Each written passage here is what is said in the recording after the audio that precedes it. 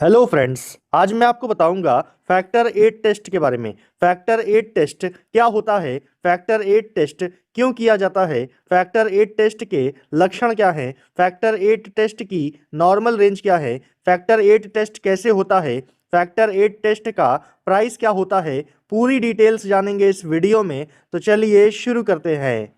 Factor 8 test क्या होता है? फैक्टर 8 टेस्ट को क्लॉटिंग फैक्टर 8 टेस्ट नाम से भी जाना जाता है।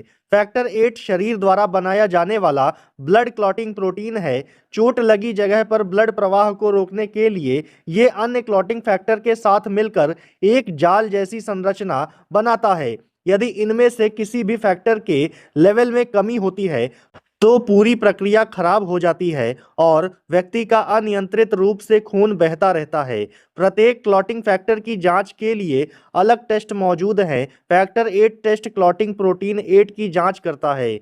ये मुख्य रूप से हीमोफीलिया नाम के एक आनुवांशिक विकार का परीक्षण करने के लिए किया जाता है। जिस व्यक्ति को ये विकार होता है उसमें फैक्टर 8 की कमी होती है। उन्हें अत्यधिक नीले पड़ने, नाक से खून बहने और चोट से अनियंत्रित रक्तस्राव होने जैसी समस्याएं होती हैं।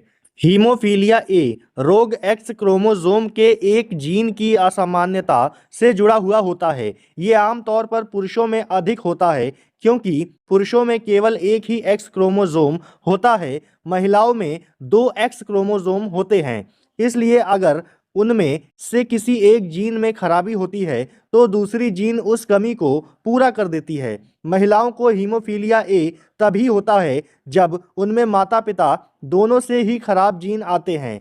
हीमोफीलिया ए की गंभीरता का पता फैक्टर 8 की सक्रियता के लेवल से लगाया जा सकता है। हालांकि ब्लड के थक्के जमने में विभिन्न क्लॉटिंग फैक्टर शामिल होते हैं, इसलिए ये टेस्ट अन्य सभी टेस्टों के साथ संपूर्ण परीक्षण के भाग के रूप में किया जाता है।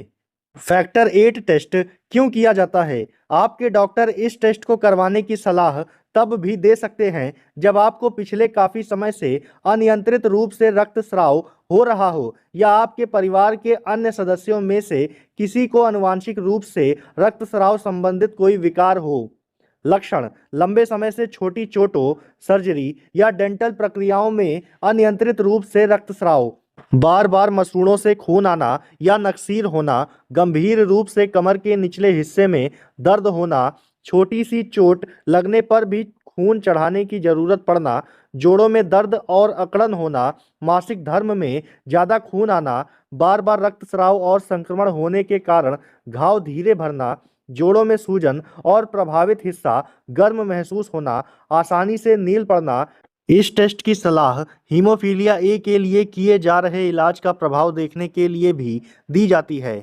फैक्टर 8 टेस्ट की नॉर्मल रेंज क्या होती है? फैक्टर 8 टेस्ट की नॉर्मल रेंज 50 से 200% के बीच में होती है। हर लैब की रेफरेंस रेंज अलग अलग हो सकती है, इसलिए रिपोर्ट का रिजल्ट जानने के लिए डॉक्टर से संपर्क करें। फैक्टर 8 टेस्ट कैसे होता है?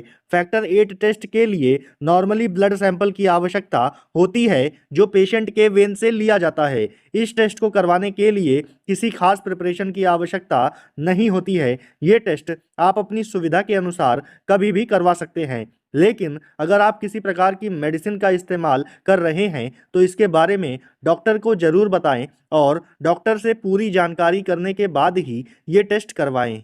फैक्टर 8 टेस्ट का प्राइस क्या होता है? फैक्टर 8 टेस्ट का प्राइस 2500 रुपीज़ से 3500 रुपीज़ के बीच में होता है।